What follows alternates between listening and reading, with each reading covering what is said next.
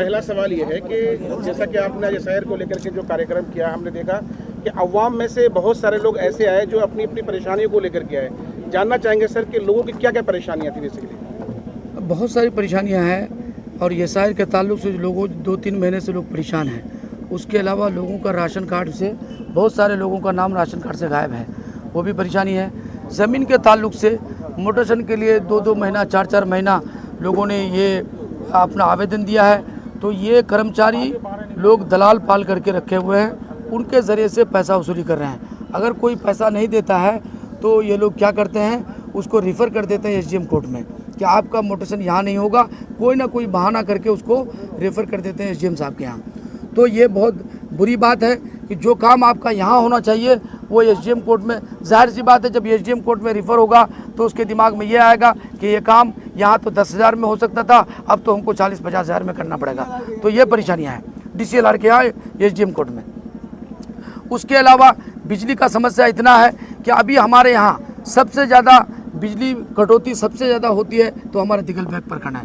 यहाँ पर बहुत सारे गांव में अब तक जैसे 10-12 घर जो गांव से निकल के बाहर हट के उन लोगों ने घर बनाया है, वहाँ पर अब तक कोई सरकार तवज्जो नहीं दी है। बिजली विभाग वहाँ बांस के खंभे के ज़रिए से तार ले गया है, जो हमेशा खतरा मंडरा रहा है। हमारे इकरा पंचायत में रामगंज बस्ती में ऐसा है, उसमें कम से कम ½ किलोमीटर के डिस्टेंस पर लोग बांस में तार डाल करके तब अपने घर पे ले गया। उसके अलावा न जाने बहुत सारे गाँव में नंगा तार है और वो नंगा तार से इतना मुंड रहा है, कभी अगर वो तार टूट जाए तो किसी पर गिरे तो वो आदमी मर जाए। अपने संबोधन में आपने कहा कि अगर कोई पदाधिकारी आम जनता को बैठने के लिए नहीं देती है तो आप उनको जो है साहब उनकी कुर्सी खींच लेंगे, उनके साथ कहीं ना कहीं कानून को हाथ में लेने का काम करेंगे। नहीं, कानून पे हाथ नहीं, मेरे कहने का मतलब कि बीडीओ साहब जहाँ बैठते हैं, ये बीडीओ साहब का मतलब नहीं, बीडीओ साहब जहाँ बैठते हैं बीडीओ साहब के सामने में कुर्सियाँ रहती है। उसके अलावा और भी जो भी उनका बीडीओ साहब के नीचे जितने भी पदाधिकारी हैं, हर एक के यहाँ कुर्सियाँ, और ये ज़ाब्ता है कि कोई भी अधिकारी होगा उसके भी सामने में कुर्सियाँ रहती है। लेकिन ये पिछले कई सालों से इन लोगों ने ये बना दिया है, चूँकि हमारा नेता कमज़ोर है, हमारा लीडर कमज़ोर है, तो इन लोगों ने क्या किया है कि किसी को बैठने का कोई सवाल नहीं है, कुर्सियाँ वहाँ गायब है। वो खुद बोलता है, आदमी खड़ा होकर कब तक बोलेगा, जब वो आता है 2 मिनट बोल देता है कि ये काम आज नहीं होगा कल होगा, वो आदमी डर से चला जाता है। तो मेरा कहने का मकसद ये है कि आपके पास एक आदमी 10 किलोमीटर 20 किलोमीटर चल के आपके पास आता है तो आप उसका समस्या को सुनिए, उसको समाधान कराइए, उसको बैठने दीजिए। आपको पानी भी पिलाना चाहिए कि भाई आप दूर से आए, एक जिम्मेदारी होती है। तो ये काम नहीं हो रहा। हमारे ज़माने में जब हम शुरुआत में थे, चूँकि हम लोग अब जो यहाँ के जो हमारे बड़े पदाधिकारी लोग हैं, जो हमारे बड़े जिम्मेदार हैं, चाहे एमएलए हो एमपी हो, इन्होंने कभी इन लोगों को डांटने का काम नहीं किया, कभी इस पर कोई नकीर नहीं किया कि लोग आते हैं किस तरह परेशानियाँ होती है। तो ये काम भी होना चाहिए।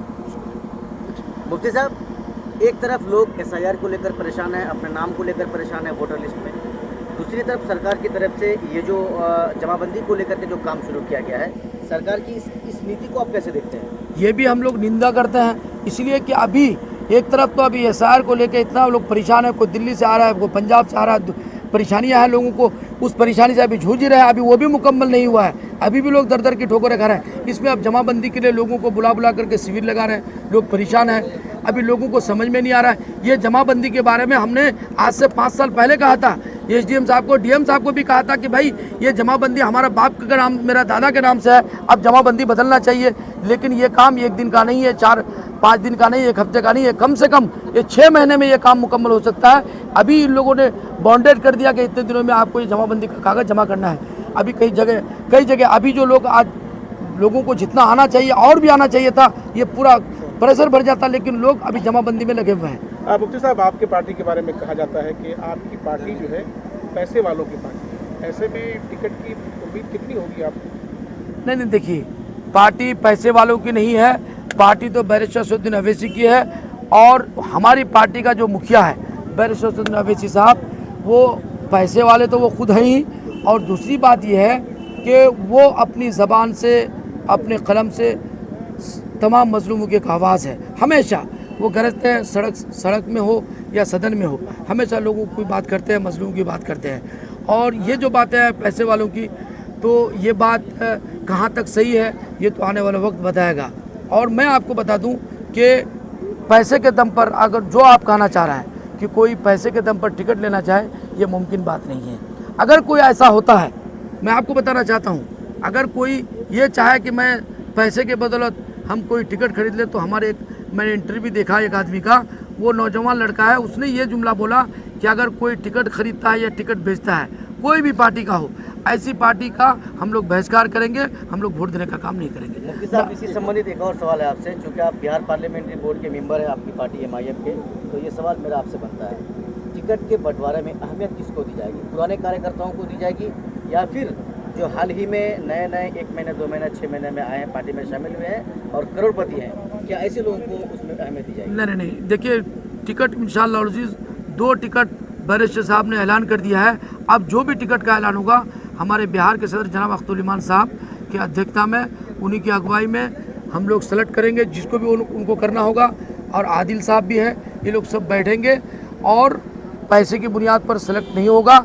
जो ईमानदारी के साथ पार्टी के लिए काम किया है, बरसों से काम किया है, जन जन तक पहुंचा है, ऐसा भी है कि जो आदमी हमेशा पब्लिक के लिए काम किया, हमेशा गरीबों की आवाज़ बुलंद किया, ऐसे लोगों को भी टिकट देने का काम होगा। कोई ऐसा संबंध नहीं है। एक सवाल मेरा है कि हम देख रहे हैं कि जगह जगह आपकी पार्टी एक दिवसीय धरना प्रदर्शन कर रही है। आप कोठिया में शामिल हुए, किशनगंज में आप शामिल हुए, लेकिन सवाल ये है कि आज जब आप लीगल बैंक में कर रहे हैं, तो आपके साथ कोई MIM का ना तो जिला स्तरीय नेता है और ना ही प्रदेश का नेता है। क्या ये मान लिया जाए कि पार्टी के नेता लोग आपसे नाराज़ है या कोई नाराज़गी? नहीं, ये नहीं है, क्योंकि हमारा प्रदेश अध्यक्ष पटना में है। उर्दू काउंसिल के तरफ से प्रोग्राम होना है परसों, तो उसकी तैयारी में लगे हैं। गवर्नर साहब भी रहेंगे, इन्हीं की सदारत में प्रोग्राम है, तो सदर साहब पटने में हैं। और दूसरी बात, हमारा जिला अध्यक्ष, उनका भी कोई DM के यहाँ काम है। और रही बात, मैंने उन लोगों को खबर दिया है, कुछ लोग, आधे से ज़्यादा लोग हमारा इस वक्त पटना में हैं, और मैं भी कल पटना जा रहा हूँ। तो सवाल है कि पटना में हम लोग का प्रोग्राम है, इसलिए सारे लोग उधर चले गए, और हमने बहुत सारे लोगों को दावत भी नहीं की। जिन लोगों को किया तो सब आ गए, और इसमें कोई भेदभाव नहीं है कि वो वहाँ कर दिए तो हम गए। अगर हम नाराज़ होते तो फिर हम क्यों जाते? हम वहाँ गए हैं, अब वो यहाँ उपस्थित नहीं है तो वो यहाँ नहीं आए, तो सवाल ही इसका नहीं। अगर कोई अनुपस्थिति है तो उसकी नाराज़गी नहीं कर सकते आप, वो किसी वजह से नहीं आ पाए। सर, एक सवाल है कि जब आप लीगलगंज प्रखंड में मतलब प्रोग्राम कर रहे हैं, धरना दे रहे हैं, तो यहाँ के जनप्रतिनिधि को आप खबर नहीं किए थे या फिर कोई भी जनप्रतिनिधि आए नहीं? मैं देखिए, जनप्रतिनिधियों को, तमाम मुखिया लोगों को भी मैंने फ़ोन किया है, और समिति को, बहुत सारे मेंबरों को, और माइक पर ऐलान भी करवाया है, फेसबुक में भी डाला है, उसको ये करवाया है। दूसरी बात यह है कि हमारे मुखिया लोगों को कुछ मजबूरी है। क्या मजबूरी है? मुखिया लोग ये समझ रहे हैं कि भाई किसको टिकट मिलेगा, हमको किसके साथ जाना है, सरकार किसकी बनेगी, क्या होगा। मुखिया के साथ अपना समस्या है, वो नहीं, लेकिन वो दिल से हमको चाहते हैं। और रही बात कि चुनाव इस वक्त होने जा रहा है विधानसभा का, वोट देना है आम जनता को भी, जैसे मुखिया वोट देंगे तो आम जनता भी वोट देंगे, तो सारे मिल करके।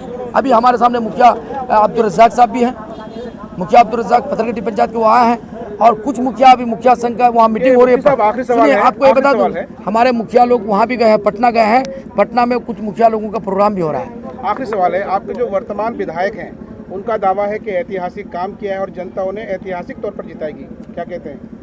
देखिए, इतिहास ये है उनका कि वो कुछ नहीं किया था, कोई काम नहीं किया था, एक वार्ड सदस्य का भी काम नहीं किया था, और उनको लोगों ने जिता दिया, ये भी इतिहास है। दूसरी बात, वो कह रहा है कि मैंने बहुत काम किया, मुझे बता दीजिए, मैंने आपके चैनल के माध्यम से मैं कह रहा हूँ, कोई एक नई सड़क हो जो ग्राउंड लेवल से उसको काम किया हो, मुझे बता दीजिए। दूसरी बात यह है कि ये जो 30-40 सड़कों का इन लोगों ने जो शिलान्यास किया, ये वो सड़कें हैं जो आज से 10-15 साल पहले मरहूम जनाब तस्लीमुद्दीन साहब, मरहूम जनाब मौलाना असरार साहब के ज़माने में सड़कें बनी हुई थी। इनका मतलब जो भी रिपेयरिंग के लिए वो लिख दिया, हमने भी लिखा है, MP साहब ने भी लिखा, सारे लोगों के रिकमेंडेशन से ये काम होता है। और सुन लीजिए कि अगर हम कोई भी नहीं लिखेंगे तो ऑटोमेटिक 5 साल के बाद वो खुद ब खुद टेंडर में चला जाता है। और ये तमाम सड़कें जो मुख्यमंत्री सड़कें बनी है और प्रधानमंत्री सड़कें बनी है, तमाम सड़कें चौड़ी होंगी, और सरकार का ये प्रावधान है, तो ये बहुत अच्छा पहल है। सवाल है कि MLA साहब ने क्या किया, आप बताइए। MLA साहब ने किसी भी एक गरीब आदमी जो अपने काम के लिए मोटेशन के नाम पर किया, अगर करके दिखाया हो तो बताइए। यहाँ पर दर दर की ठोकरें खा रहे हैं। अभी कल मैं पलसा गया, पलसा वालों का कहना है कि इलेक्शन में आए तो उसके बाद दोबारा नहीं आए। कितनी परेशानी है, न जाने कितने लोग परेशान हैं, मैं बताना नहीं चाहता हूँ। मैं तो सिर्फ ये कहना चाहता हूँ, मैं क्या कर सकता हूँ। मैं आपके लिए, पब्लिक के लिए क्या कर सकता हूँ, मैं ये बताना चाहता हूँ। और आपके माध्यम से चुनाव लड़ना, चुनाव जीतना एक अलग चीज़ है, लेकिन मैं आपको बता दूं कि इंशाल्लाह जब तक मैं ज़िंदा रहूँगा और मेरी हयात रहेगी, मैं सही सलामत रहूँगा, मैं आवाम की खिदमत करता रहूँगा। मैं अपने सामने में जुल्म होने के लिए नहीं दूंगा, और कोई भी जुल्म करेगा उस जुल्म के खिलाफ मैं आवाज़ बुलंद करूँगा। बहुत अच्छा।